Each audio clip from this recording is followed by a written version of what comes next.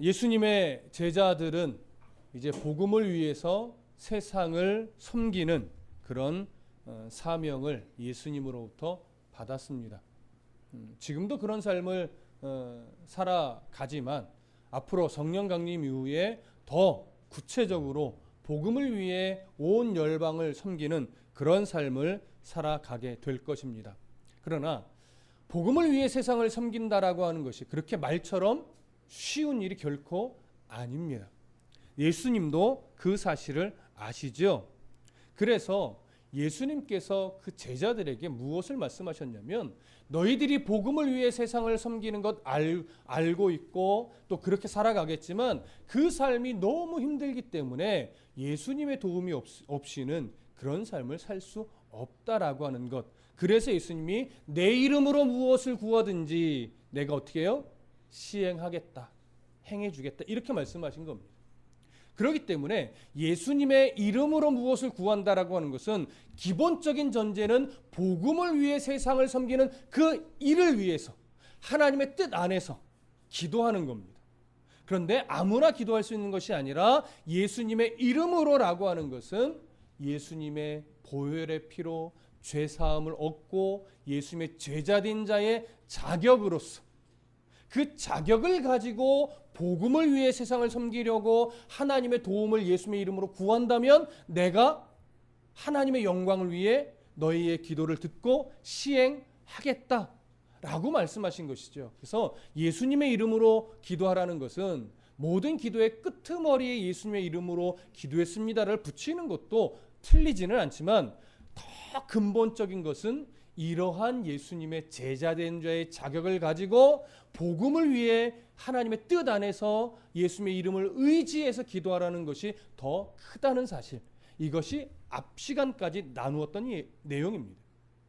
자, 그럴 때 복음을 위해 세상을 섬기기 위해 예수님께 기도로 도움을 청하며 복음을 위해 살아갑니다. 그런데 예수님이 한 가지를 더 말씀하셨어요. 그렇게 사명을 가지고 살아갈 때 그 사명 감당함이 어떠한 보상을 바라는 마음에서 그런 동기에서 하는 것이 아니라 날 위해 생명을 내어주신 그 예수 그리스도를 사랑하는 그 마음에서부터 그 사명을 위한 삶이 출발해야 된다. 그러한 삶이 되어야 한다. 이것을 예수님이 강조하셨습니다. 그리고 나서 이제 오늘 본문으로 넘어가서는요. 이제 내가 너희들의 삶을 도울 건데 어떠한 방법으로 어떻게 도울 것인지에 대해서 오늘 말씀하시는 거예요. 자, 우선 16절 함께 볼까요? 14장 16절 함께 읽습니다. 시작. 내가 아버지께 구하겠으니 그가 또 다른 보혜사를 너희에게 주사 영원토록 너희와 함께 있게 하리니. 자, 내가 아버지께 구하겠으니 예수님이 하나님께 구하겠다라고 하는 겁니다. 간절히 구하겠다라고 하는 겁니다. 근데 무엇을 구하냐면 또 다른 보혜사를 너희에게 보내주시기를 내가 간절히 기도할 거야. 이 얘기를 하는 거예요. 여러분, 이러한 기도 또한 예수님의 이 기도는 하나님의 뜻과 동일할까요? 다를까요? 동일하죠. 그러니까 이 구함은 내가 이렇게 간절히 구해야 하나님 주신다는 의미가 아니라 너희들을 사랑하는 그 간절함을 놓고 기도할 때 내 기도는 하나님의 뜻과 동일하다는 거예요. 자, 그래서 분명히 성령 하나님을 보내주시는데 여기서 말하는 보혜사는 당연히 성령 하나님이십니다. 자, 그러면 기독교 교리 중에서 아주 기본적인 교리이지만 참 이해하기 어려운 교리가 뭐냐면 바로 삼위일체라고 하는 거예요.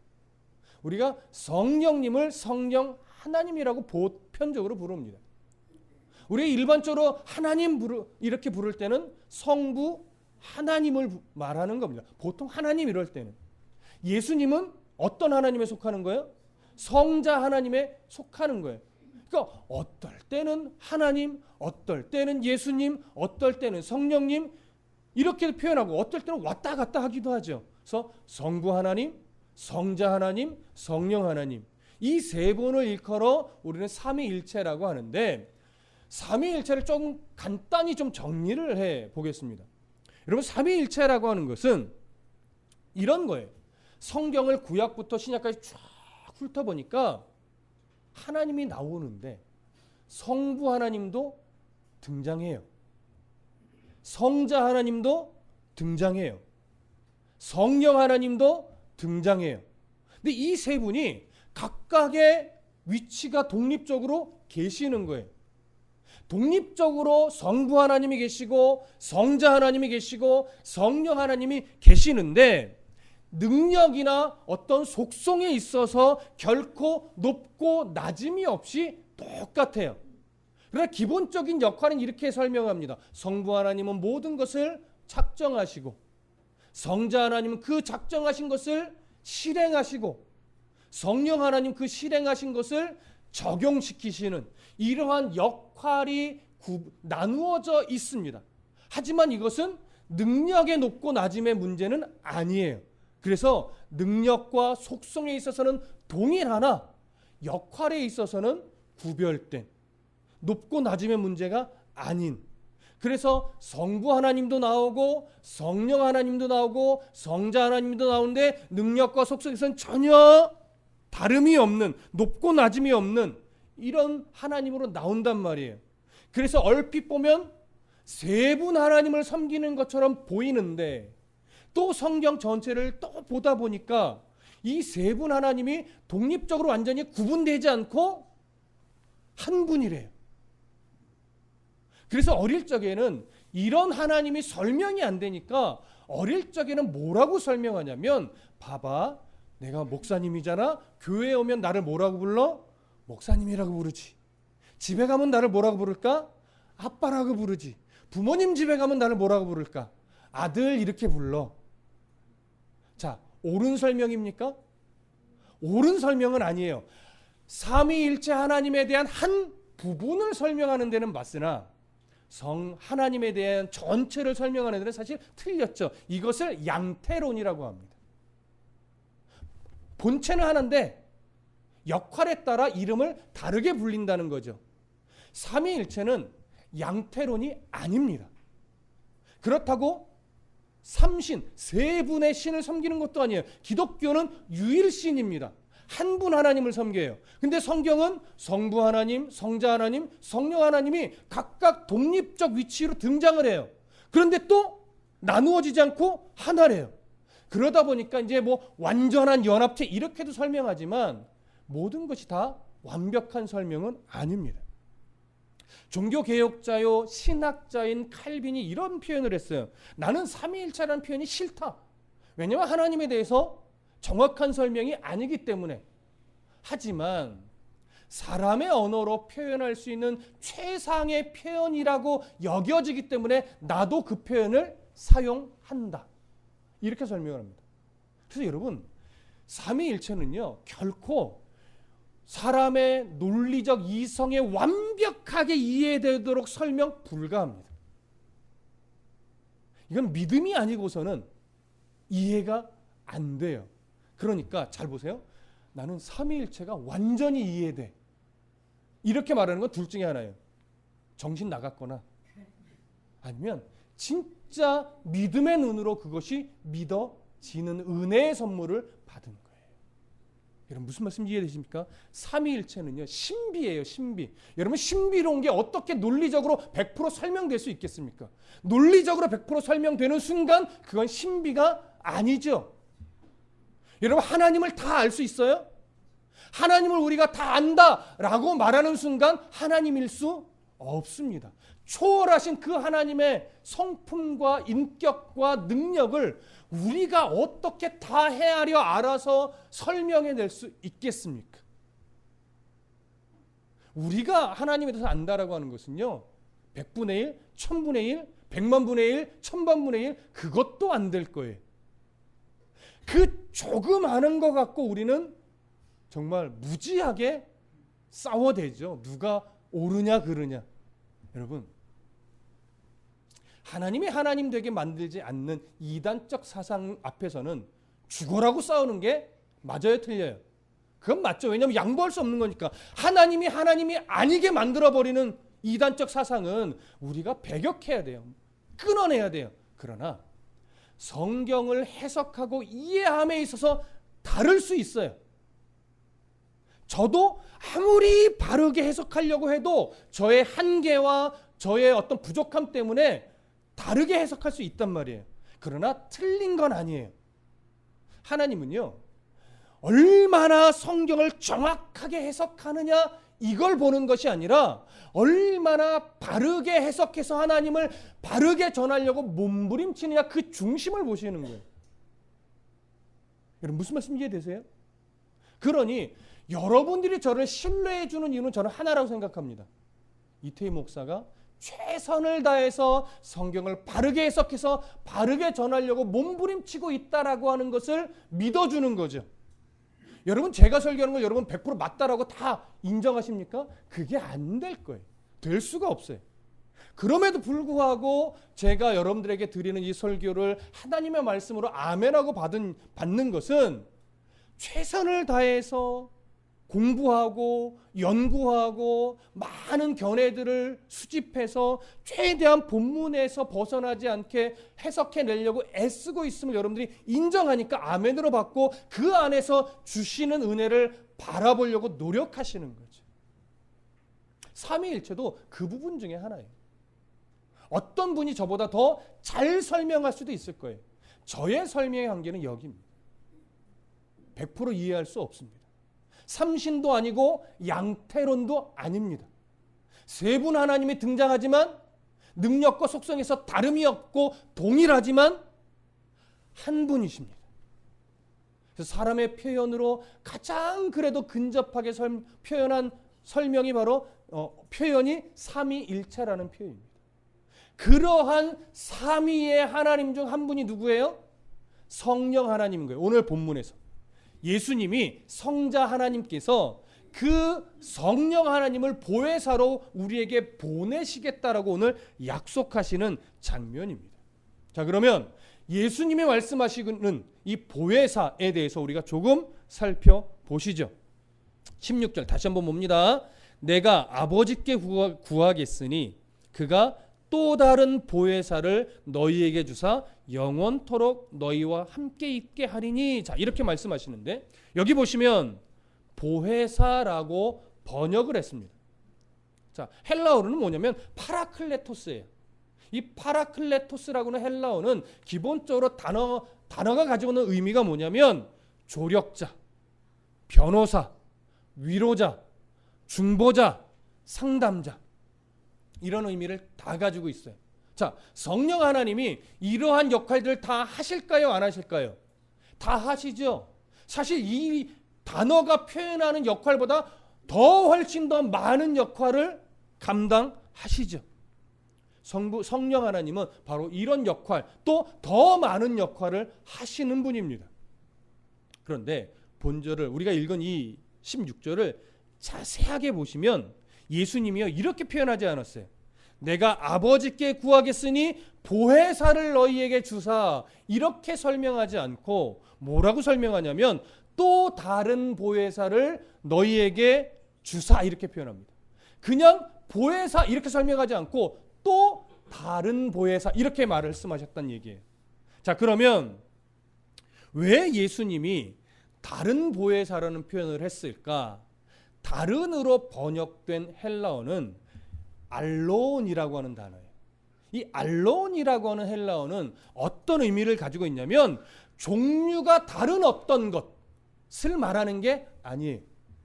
종류가 다른 어떤 것이 아니고 종류가 같은 종류의 또 다른 것, 그것을 말하는 거예요. 같은 종류의 또 다른 것이에요. 그러니까 보혜사로서의 성령은 이전에 없던 새로운 개념으로서 우리에게 등장하신 것이 아니라는 얘기예요. 자, 그럼 다시 정리해 볼게요.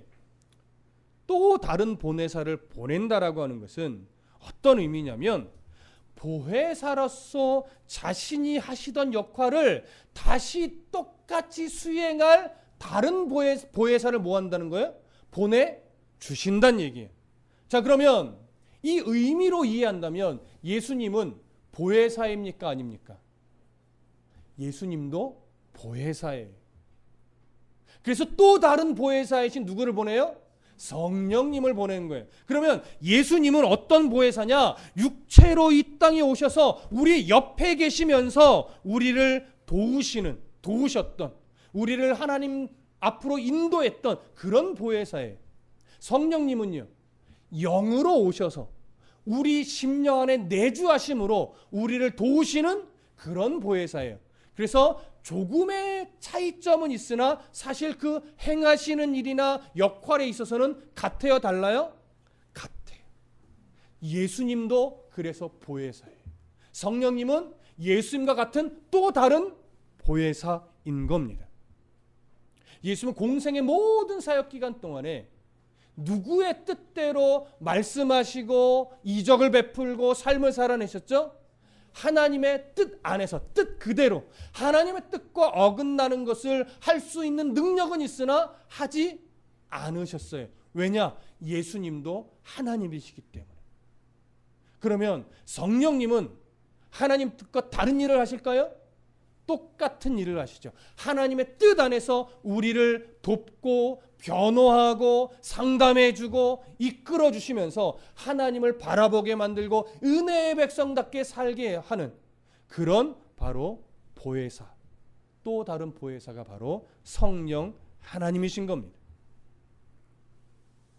한 번 더 정리를 해드리면 예수님은 육체로 오셔서 우리들과 함께 하셨던 보혜사이고, 성령은 영으로 오셔서 우리의 심령 안에 내주하시면서 동행하시는 그런 하나님이십니다. 그런 보혜사이십니다. 자, 그러면 이렇게 예수님이 하나님께 구하여 보내시는 성령 하나님 보혜사는 우리들의 삶에, 성도들의 삶에서 어떤 역할을 하시는가? 오늘 성경 몇 구절을 통해서 그 아주 중요한 역할만 좀 몇 가지 살펴보겠습니다. 자, 요한복음 14장 26절 함께 보시죠. 요한복음 14장 26절 함께 읽습니다. 시작. 보혜사 곧 아버지께서 내 이름으로 보내실 성령, 그가 너희에게 모든 것을 가르치고 내가 너희에게 말한 모든 것을 생각나게 하리라. 또 한 구절 15장 26절. 요한복음 15장 26절 함께 읽습니다. 시작. 내가 아버지께로부터 너희에게 보낼 보혜사 곧 아버지께로부터 나오시는 진리의 성령이 오실 때에 그가 나를 증언할 것이요. 한 구절 더 16장 18절. 16장 8절. 18절이 아니고 16장 8절 시작. 그가 와서 죄에 대하여 의에 대하여 심판에 대하여 세상을 책망하시리라. 장구절도 봅니다. 16장 13절 시작. 그러나 진리의 성령이 오시면 그가 너희를 모든 진리 가운데로 인도하시리니 그가 스스로 말하지 않고 오직 들은 것을 말하며 장래일을 너희에게 알리시리라. 자, 마지막 14절 시작. 그가 내 영광을 나타내리니 내 것을 가지고 너희에게 알리시겠음이라. 아멘. 예수님이 친히 말씀하신 내용들입니다. 또 다른 보혜사이신 성령은요, 예수님이 제자들에게 가르치신 모든 것을 생각나게 하시는 분이에요. 또 제자들과 함께 예수님을 증언하실 겁니다. 또 세상의 죄와 의와 심판에 대해서 책망할 겁니다. 또 예수님의 제자들을 모든 진리 가운데로 인도하시면서 장래일을 알려줄 겁니다. 이 부분에 대해서는 이것도 포함이 됩니다. 신약 성경이 다 수집이 되고 모아져서 걸을 건 걸으면서 지금 신약 성경이 딱 정리가 됐잖아요. 이렇게 성경을 완성시키는 것도 바로 성령 하나님의 이러한 역할로 인한 것이라고 우리가 또 말할 수 있습니다. 그리고 그리고 성령 하나님은 그 우리를 위해 십자가 생명을 내어주신 예수님을 영화롭게 하기도 하십니다. 예수님은 성령 하나님의 중요한 역할을 이렇게 정리해 주셨습니다. 물론 여기에 또 어떤 역할도 하시죠? 때로는 우리의 신앙의 도움을 위해 방언을 주시기도 하고, 또 하나님의 그 영광을 드러내며 하나님 나라를 바라보게 하기 위해 신유의 은사를 주시기도 하고, 때로는 예언의 은사를 주시기도 하고 여러 가지 은사를 주시기도 하는데 중요한 건 그 모든 것이 성령 하나님의 역할이라는 사실이죠. 오늘 본문에서 예수님이 강조한 것은 그러한 역할보다는 어디에 또 더 초점을 맞춰요? 진리가 선포되어지고 예수님을 높이고 하나님의 뜻을 우리에게 더 깊이 새겨주시는 이런 역할에 예수님은 조금 더 강조해서 말씀을 해 주십니다. 자, 이렇게 우리는 성령 하나님의 역할의 좀 중요한 일부분을 나누어서 좀 정리를 했습니다. 바로 이 역할이 누구의 역할과 똑같다라고 하는 거예요? 예수님이 이 땅에서 하셨던 역할과 동일하다는 거예요. 물론 그 예수님의 이후 우리와 늘 동행하신 함께 하시는 성령 하나님이 사실은 더 많은 역할을 감당하신 것은 우리가 부인할 수는 없을 겁니다. 자, 이렇게 성령 하나님은 우리 안에 영으로 내주하셔서 우리의 모든 삶을 간섭하시면서 이러한 역할들을 감당해 오셨고 지금도 우리 삶 가운데 감당하실 것이고 예수님 재림하실 때까지 성령 하나님이 이런 역할을 감당해 가실 겁니다. 이것을 압축하면 이렇게 말할 수 있습니다. 성령 하나님은요, 하나님의 뜻과 동일한 일을 하시면서 하나님의 나라와 의를 위하고 교회의 유익과 성도의 덕을 위하여 섭리하고 우리의 삶을 간섭해 주신다라고도 마무리하면서 정리할 수 있을 겁니다. 자, 이렇게 이러한 성령 하나님을 예수님이 보내시겠다라고 말씀을 하시면서 17절 함께 읽습니다. 시작. 그는 진리의 영이라 세상은 능히 그를 받지 못하나니 이는 그를 보지도 못하고 알지도 못함이라. 그러나 너희는 그를 아나니 그는 너희와 함께 거하심이요 또 너희 속에 계시겠음이라. 자, 성령 하나님은 어떤 영이라고 합니까? 진리의 영이라고 합니다. 진리의 영이라는 것은 기본적으로 성령님을 의미하는데 이런 의미가 있습니다. 진리의 속성을 가지고 계신 영이시다. 이런 의미가 담겨 있습니다. 진리가 속성이신 진리이신 성령님은 또 어떤 역할을 할까요? 진리를 전하는 역할도 합니다. 우리가 앞에서 몇 구절에서도 확인했지만 성령 하나님은 우리 안에 예수님이 가르치셨던 그 진리의 말씀들을 생각나게 하시고 제자들을 진리 가운데로 인도하시는 역할을 하시죠. 그래서 진리이신 성령 하나님은 진리를 우리에게 전해주시는 그러한 성령 하나님이시기도 합니다. 그런데 이러한 진리의 성령, 또 이러한 진리의 성령이 전해주시는 진리를 세상은 뭐 한대요? 능히 그를 받지 못한대요. 여기서 말하는 세상은 하나님을 대적하고 하나님을 믿지 않는 그러한 사람들을 의미합니다. 그런데 세상은 성령 하나님을 받지 않는다고 합니까? 받지 못한다고 합니까? 네, 받지 않는다고 하지 않고 받지 못한다고 합니다. 세상은 능히 그를 받지 못하나니 왜냐하면 이는 그를 보지도 못하고 알지도 못함이라.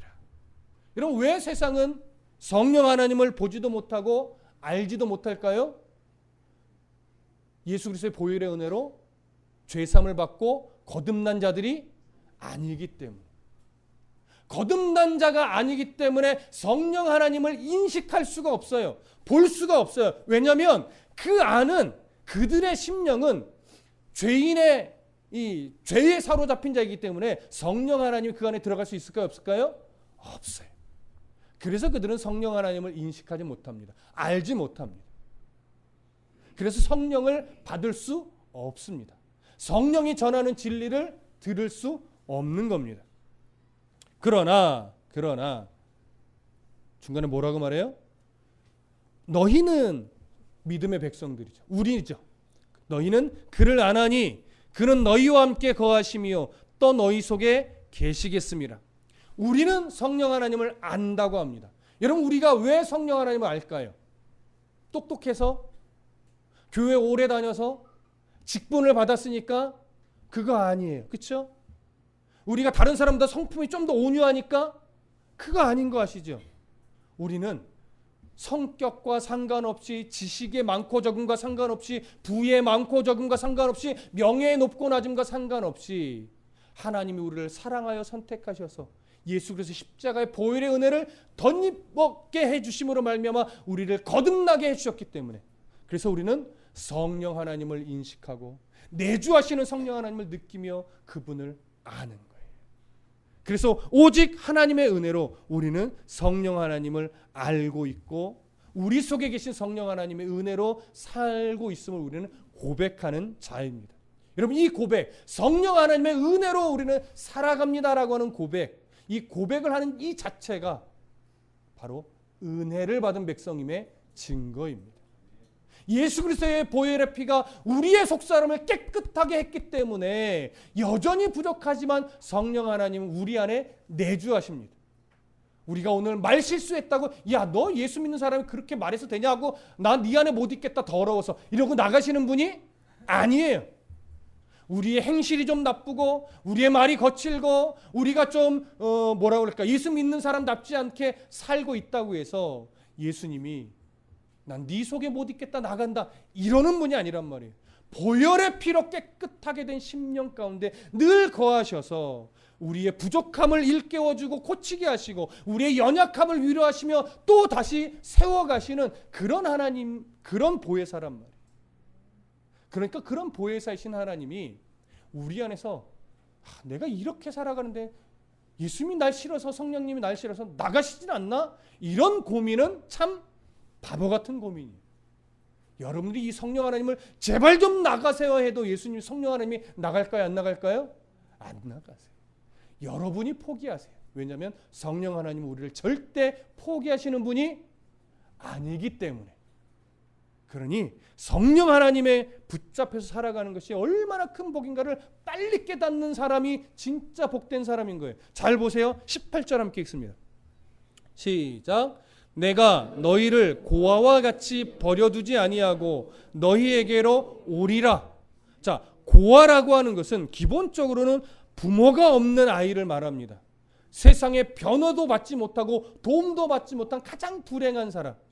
그런데 당시에는 고아라는 표현을요, 이런 상황에서 썼습니다. 스승을 잃어버린 제자에게도 고아라는 표현을 썼어요. 그러니까 지금 예수님이 이 말씀을 하시는 제자들은 부모를 잃은 고아는 아니지만 곧 스승을 잃어버린 고아가 될 겁니다. 그래서 그들에게 말하는 거예요. 내가 너희를 부모를 잃은 고아들이 변호를 못 받는 그런 불행한 삶을 살지 않도록, 또 스승을 잃어버린 고아가 정말로 무엇을 어떻게 해야 될지 방황하지 않도록 내가 너희를 버려두지 않고 어떻게 해요? 너희에게로 오리라 이렇게 말씀하시는 거예요. 자, 너희에게로 오리라. 딱 얼핏 생각하면 미래 형태처럼 보입니다. 내가 너희에게 곧 올 거야. 이렇게 쓰실 것처럼 보이는데 원문을 보면 현재형으로 써 있어요. 내가 너희에게로 올 거야가 아니라 사실은 와 있어. 근데 와 있는데 계속 너희와 함께 있을 거야. 그러니까 변함없이 우리들 가운데 함께 계셔서 동행해 주신다는 사실을 더 강조하는 표현이에요. 잘 보십시오. 예수님은 곧 십자가에서 죽으심으로 제자들을 떠나실 겁니다. 곧. 그런데 곧 다시 부활하셔서 제자들에게 오실 겁니다. 그래서 한동안 함께 있으실 거예요. 그런데 또 곧 어떻게 돼요? 승천하심으로 제자들을 떠나실 겁니다. 그런데 또 얼마 있으면 성령 하나님을 보내셔서 내주하여 함께 하시도록 하십니다. 그러고서 이제 재림의 때가 되면 이제 예수님이 친히 오셔서 우리와 함께 영원히 함께 하십니다. 자, 그렇다면 성령 하나님과 성자 예수님은 같습니까? 다릅니까? 같지요. 그러면 예수님이 우리를 떠나신 적이 있는 겁니까? 없는 겁니까? 없지요. 고아처럼 버려두지 않고 성자 예수님으로, 때로는 성령 하나님을 통해 예수님은 언제나 변함없이 우리와 동행해 오셨습니다. 지금도 함께 계십니다. 앞으로도 함께 계실 겁니다. 그래서 예수님은 우리를 고아처럼 버려두지 않고 언제나 너희에게 와서 함께 계시겠다라고 약속하신 겁니다. 자, 이 약속이 우리에게 주어진 가장 큰 복 중에 하나입니다. 아니, 어쩌면 가장 큰 복이라고 말해도 과언이 아닐 겁니다. 자, 이렇게 날 사랑하여 내가 예수님 싫어요라고 말해도 나는 너 좋아 상관없어 하면서 오히려 우리를 포기하지 않고 끝까지 사랑하여 변함없이 함께 하시는 예수님을 우리는 오늘 얼마나 인식하며 살아가는지 좀 점검해 보실 필요가 있습니다. 예수님이 지금 나와 동행하고 함께 하신다는 것은 아주 소소한 일상 가운데도 주님이 나와 함께 계시다라고 하는 사실인데, 우리는 종종 나도 모르게 이렇게 생각합니다. 열심히 전도할 때 예수님이 함께 하시고, 열심히 성경 읽을 때 예수님이 나와 함께 하시고, 깊이 예배할 때 함께 하시고, 찬송할 때 함께 하시고, 기도할 때 함께 하시고, 이럴 때만 마치 나와 가까이 있는 것처럼 우리는 나도 모르게 여길 때가 있어요. 그러나 예수님 그럴 때만 나와 함께 계시는 것이 아니죠. 그저 아주 소소하게 밥 먹을 때도, 내가 길을 갈 때도, 나의 일상을 살아가는 그 호흡하는 순간순간에 언제나 함께 있는데, 우리는 그 언제나 함께 하시는 성령 하나님을 잘 잊어버려요. 그래서 한때 한국교회에 유행했던 단어가 이거예요. 코람데오. 나와 함께 하시는 예수님 잊지 말자라고 코람데오 코람데오 코람데오 외치는데, 언제나 우리는 그럼에도 불구하고 아쉬울 때만 예수 성령 하나님을 뭐예요? 기억하죠. 내가 필요할 때만 기억하죠. 내가 필요 없을 때는, 아니요 내가 좀 하나님 보시기에 좀 불편한 삶 행동을 하거나 할 때는 마치 하나님을 피해 내가 숨어서 몰래 무엇인가를 말하고 행동할 수 있을 것처럼 우리는 살기도 한단 말이에요. 꼭 그렇게 생각하고 하는 것은 아니지만 마치 그런 것처럼. 여러분, 우리가 늘 바꿔가야 될 것은 뭐냐면, 아쉬울 때만 성령 하나님을 구하고 찾고 생각하는 것이 아니라, 정말 그저 그냥 소소한 일상을 살아가는 그 순간순간, 아 오늘도 예수님이 지금 성령 하나님을 통해서 나와 지금도 함께하고 계시지, 그러니까 내가 지금 가장 행복한 자지, 가장 복된 자지, 이걸 늘 생각하고 인식하고 느끼며 살아가야 돼요. 여러분, 정말 유명한 오래된 예화가 있습니다. 지금 젊은 학생들이나 청년들은 이 예화를 들어본 적이 있는지 모르겠는데, 이미 어른들은요 여러 차례 예전에 섬기던 목사님을 통해서도 수없이 들었던 예화, 이런 모래 위의 발자국 기억하시죠? 모르시는 분 있나요?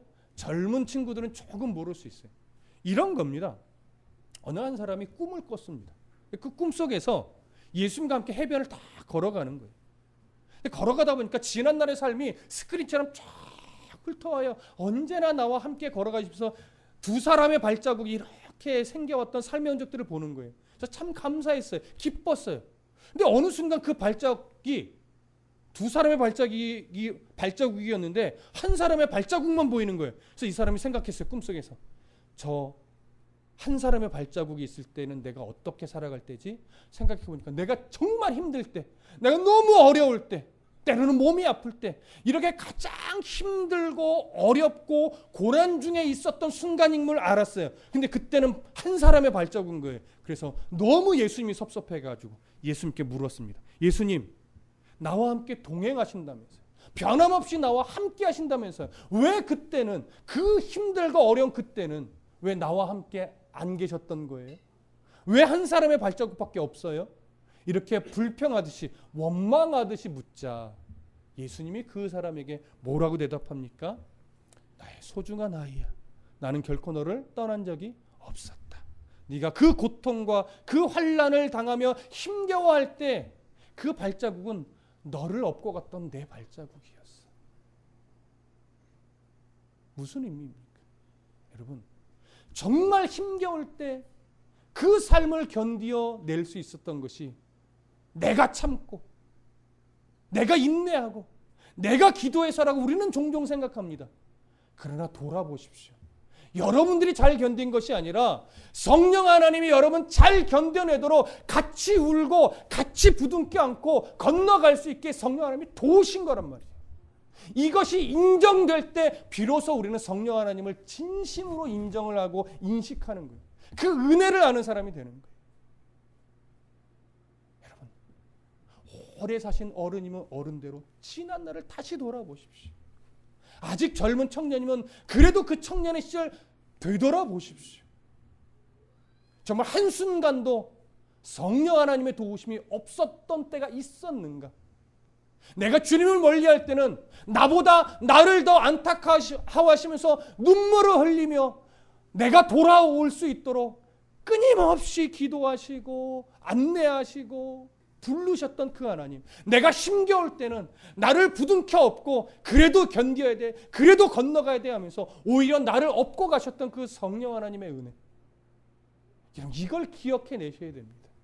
그래서 그 성령 하나님이 앞으로도 그렇게 우리를 도우며 함께 동행하실 것이 이제 믿어질 때 앞으로의 삶이 두려워지지 않는 거예요. 이게 믿어지지 않으면 앞으로의 삶에 또 어떤 일들이 어떻게 벌어질지 압니까? 예수 잘 믿으면 그 다음부터는 늘 평안한 일만 일어나요? 성경 어디를 봐도 그렇게 말하지 않아요. 예수 잘 믿어도 이 땅에 사는 동안 어려움과 혼란은 끊임없이 있는 거예요. 왜? 그것을 통해서 우리가 주님을 바라보니까. 여러분, 고난을 통해 고난을 당할 때 예수님이 선명하게 보이는 겁니다. 평안할 때 예수님이 선명하게 보일 것 같죠? 성경은요, 끊임없이 어떤 진리를 가르치냐면 하나님의 백성은 고난이 있어야 예수님이 선명하게 보이더라. 그래야 그 주님을 선명하게 바라보고 그 주님을 따라가더라. 신앙을 놓치지 않더라. 이걸 가르친단 말이에요. 다시금 나와 동행하셨던 예수님을, 또 나를 포기하지 않으신 성령 하나님을 기억해 내십시오.